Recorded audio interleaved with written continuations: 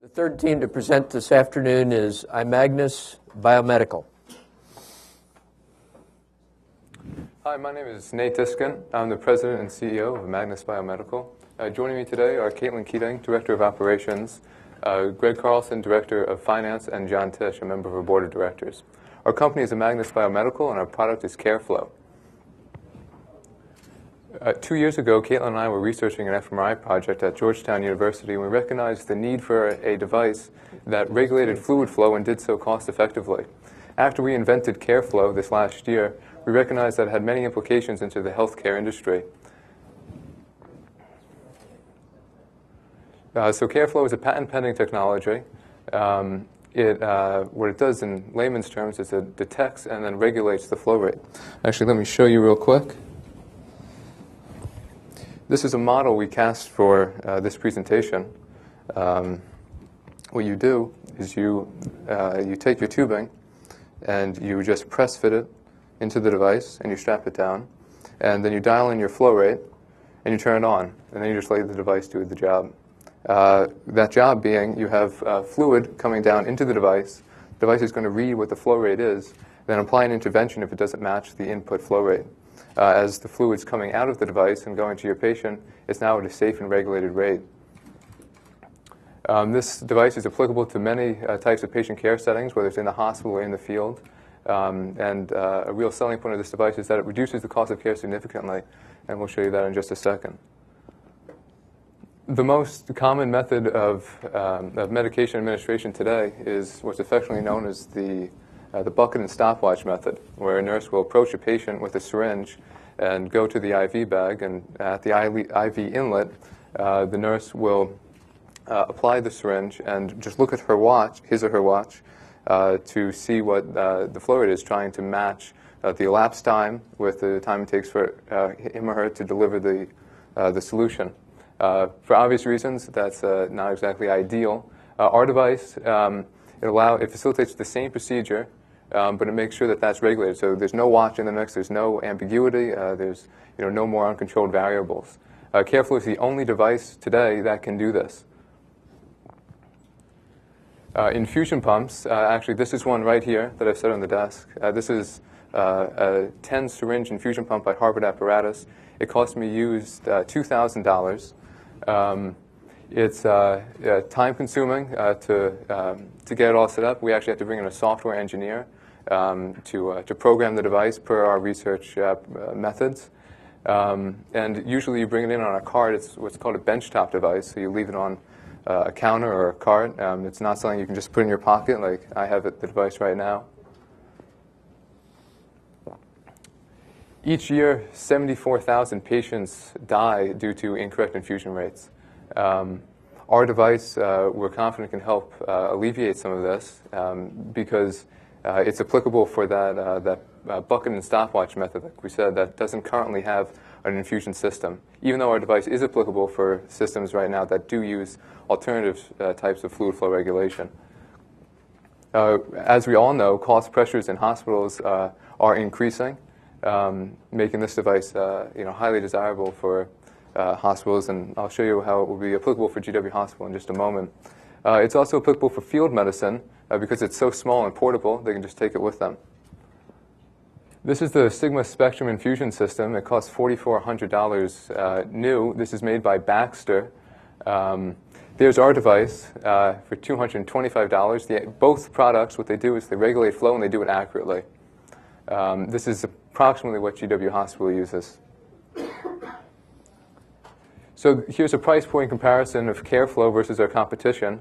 Like you can see, CareFlow is $450. So I said $225, but $450 is because when you're replacing an IV infusion pump, you have to regulate flow twice. One to regulate the concentration of the fluid, and one to regulate the flow into the patient. The other companies, Baxter, Harvard Apparatus, and Hospira, their infusion systems all hover around the $4,000 range. So GW Hospital has 350 IV infusion pumps. That's just one type of pump, and like the one you just saw.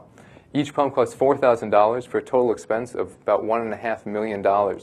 If they were to replace these pumps with CareFlow, with each pair costing $450, that's a total expense of $150,000 with, at the end of the day, a savings for GW Hospital of over $1 million. Here's some of the attributes of our product versus our competition. Ours is easy to use, it's highly portable, it's very affordable, and it facilitates both large and small infusions. So there's no maximum. This pump here has a 300 milliliter maximum on this. Ours has none. Imagnus Biomedical, we developed this technology, and we're going to continue developing further generations of this.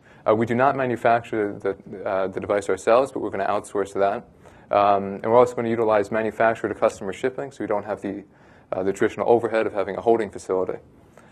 We bring together both engineers and subject matter experts, the people in the field who actually use our device, and we incorporate their knowledge and expertise into the way we've designed our device.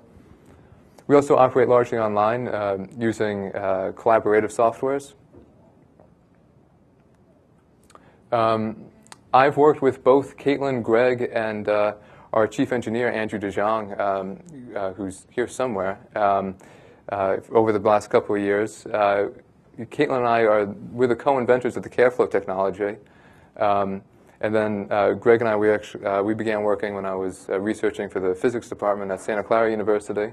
And Andrew was actually my professor last year. And it's nice to be able to boss him around a tiny bit now.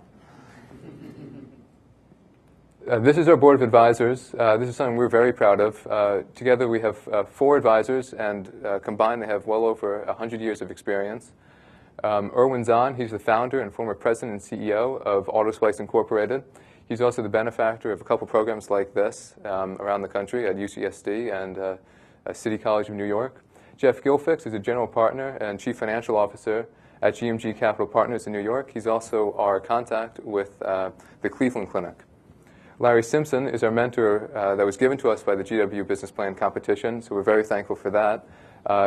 He's worn pretty much every hat in the C-suite of business, ranging from CEO to COO.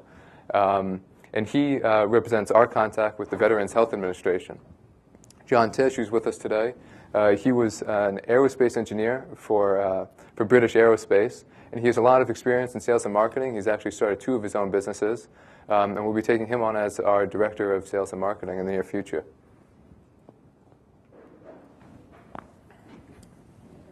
We've also been working with Jim Chung, who's given us some great advice for developing our company, which brings me to say that although this was developed by GW students, technology transfer does not have any claims over it, and we are the sole owners of this technology.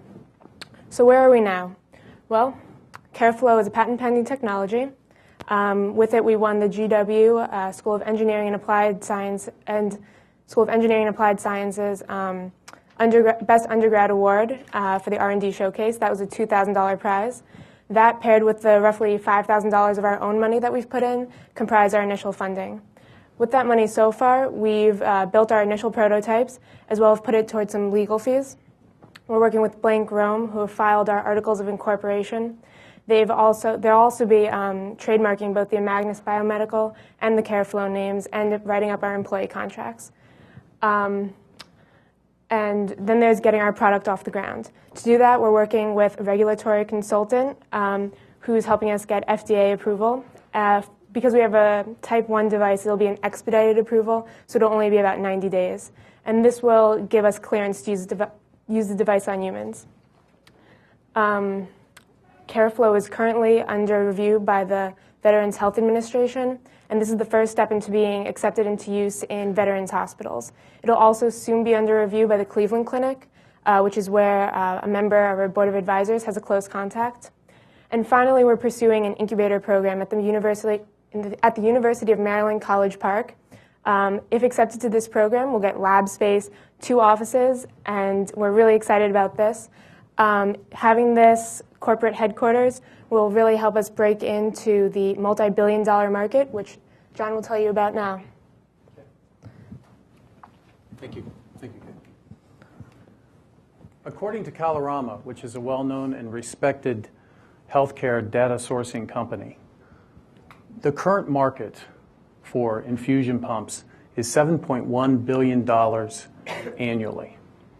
And as you can imagine, CareFlow is going to be part of that market. And in fact, we're going to show you how significant that will be. So you can imagine any patient that needs to have regulated fluid flow, this is where CareFlow would come into place. And of course, hospitals, naturally, but not only hospitals domestically, but worldwide.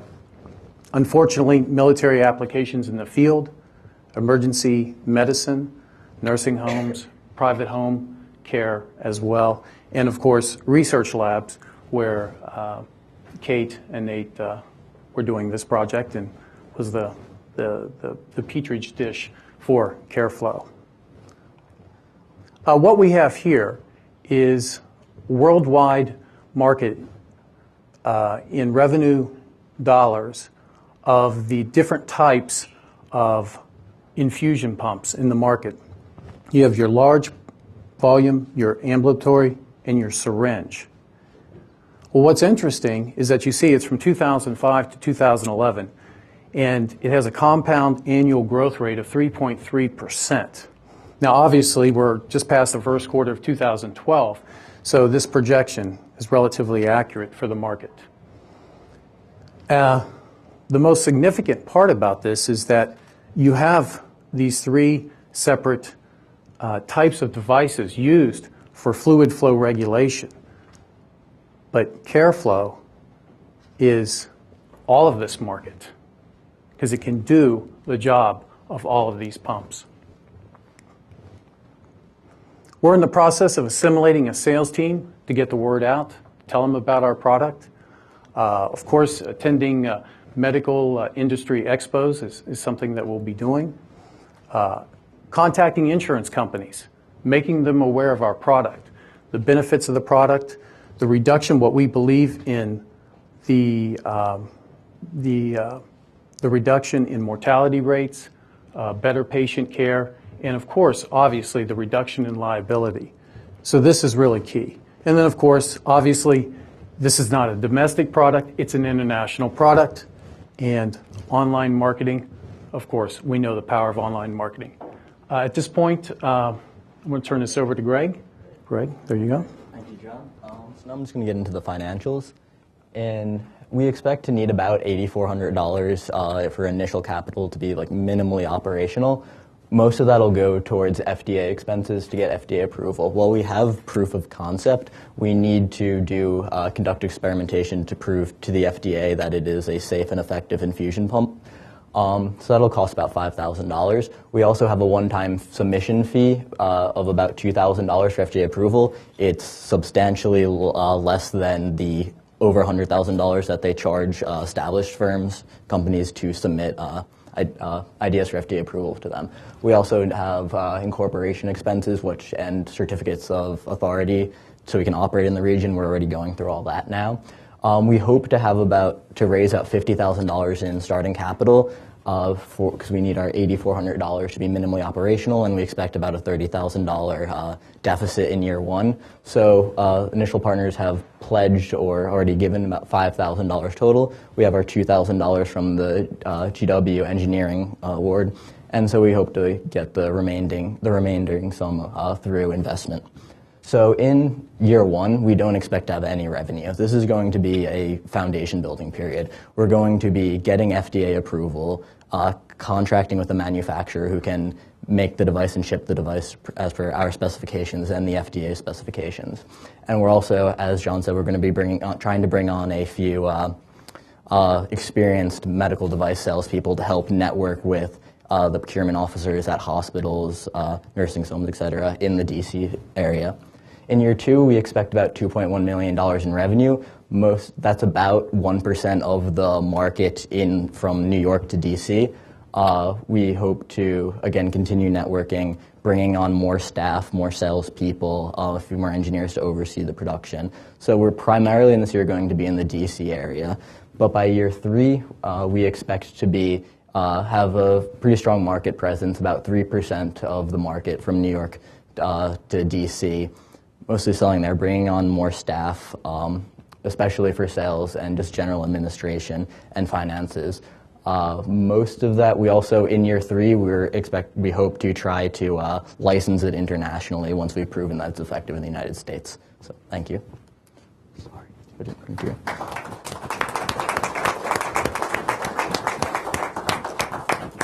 Fascinating. Okay, judges. Yeah, Nate, I have a question just on the syringe and the bag systems out there. It's my understanding that a lot of those syringe and bag systems and the tubing on them are proprietary, the ones that Baxter puts out and Hospira. Is your flow device a generic flow device that will couple to that, or are you going to run into issues with proprietary systems? That's right. It's definitely compatible with that. It's actually where you can use a variety of different types of tubings. So you can go from a tubing that has an internal diameter of 1/16 of an inch to using a tubing that has a 1/4 of an inch internal diameter. It works with all types of tubings. We actually wouldn't be selling the tubing. It would just clip right on. So it would be able to work with all the different companies' types of tubings. Okay. Thank you. Allison. You mentioned going international, I guess, in a couple years. Do you have any understanding of what you have to do that?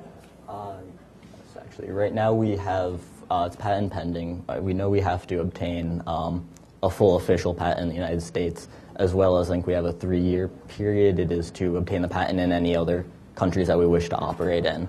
And as long as we don't go completely public yet, we'll be okay. So we're hoping to do that within 3 years. If we know it's successful here, we can probably get more revenue from it abroad. But if we consider it to get initial revenue and investment licensing it now internationally. And I think your question was also targeted to, do we know the scope of yeah. Definitely. The whole project. Yes and no. To be honest, it's a matter of we're surrounding ourselves with the right people. And that's the first start of any good, successful business, is get the right people involved. Strategically grow slow, don't grow fast. And so we're aware of that. And I think, as we all know, that overcoming something is 80% of it, so awareness. So we're cognizant. Mm-hmm. Yes. On your sales side, looking the second year, going to sell about the $2.1 million. I recall the price is about around $200. Is that right? Yes. So that's approximately you need to sell about 10,000 units. Yes. Right. With that 10,000 units, how many hospitals you needed to secure? How comfortable you can secure that the hospital sell about 10,000 units? Yeah. Well, we're hoping that we have GW's hospital, so medium-sized hospital is about 300 to 400 units. We would need 300 to 400 units. So we also are hoping to get into lots of nursing homes and individual care, at-home care from hospice nurses and all that. So we think that there is a large market. It's not necessarily just hospitals. We can also get into ambulance corps in the area, as well as research institutions. So we think we can do it. It's not just hospitals that we're looking into. So that's a lot of customer base. How do you build your sales force to sell those customers? What is your sales strategy right now? We're going to be, just talk a bit and hand over to Tish ahead, again. Please. We're going to bring in a few experienced medical device salespeople. We know generally in the industry they have a lot of experience and have been around in sales for a while. So I hope they'll help us to be effective and just try to network as much as possible to get the word out about the device, attend trade shows and all that, and just do as much as possible to get the word out. And I think John can take over with that. Yeah, I mean, you've encompassed everything there. It's basically, you're putting together a sales force of people that have some knowledge of the industry. And I've identified a few of those people at present who I know fairly well. And then the marketing of it just takes place with not necessarily cold calling, but some of that will take place. It's going to be speaking to hospital administrators. It's going to be speaking to all those decision makers in the healthcare industry that we need to talk to. And so cold calling will be there, but also the trade shows. And I think a forum like this is quite a bit of exposure for the product itself, for all the participants here today. So all those things coupled with, again, surrounding yourself with the right people, the right advice, the connections, and so forth. But we can't forget that the product can sell itself. I mean, once in place and people see the benefits of it, it's not going to take a lot of hard selling for that to happen. It's just word of mouth is going to travel. And particularly if we can get into the insurance industry and show them the benefits and the reduction in liability, as I mentioned in my presentation quickly, because I got that 3 minutes and I got 3 minutes again. Why do I keep getting the 3 minutes? That's for me. That's for me. Well, I thought, oh, that was for you. Okay. You were holding it in my direction, so it's all right. Yeah, Anyways, so if I may, I'd like to add that we're also working closely with the medical director of Fairfax County, Dr. Reed Smith. I actually took a class with him called Tactical Medicine, and we're consulting with him, and he would be our in with the 19 hospitals in the D.C. metro area and also the 200 ambulance units in the area. He would represent our first purchasing customer, and he would actually be doing what's called a pre-order when we launch our website. You know, as you've characterized this as a medical device, and everybody in the room is aware of the significant legislation going on with healthcare reform right now, this falls into the reimbursable category. I mean, have you given thought and started to check through the filtering with CMS, our friends to the north here, that set the reimbursement policy for the country on medical devices and reimbursement for that? Because that could be a significant issue for you as you get out to the market. Yeah, we understand with different legislation and everything that it can change the markets up substantially, but we understand the general trend is that healthcare costs are going up, and insurance companies now, being wary, are trying to squeeze hospitals to get the most for their money, and hospitals are now looking to increase the bottom line. So they're looking for ways to save, especially for mistakes that can be extremely costly. If you mess up with the flow rate, you can keep someone in the hospital for weeks more at a time, costing the hospital much more money. A significant amount of money to keep them there. So I think the general trend is that hospitals are looking for ways to cut their costs. We'll definitely be keeping an eye on legislation, the policy changes. But have you checked with CMS today on their current policies? No, sorry, I don't. Any other questions? No? Great. Thanks, team. Thank you very much. Very impressive.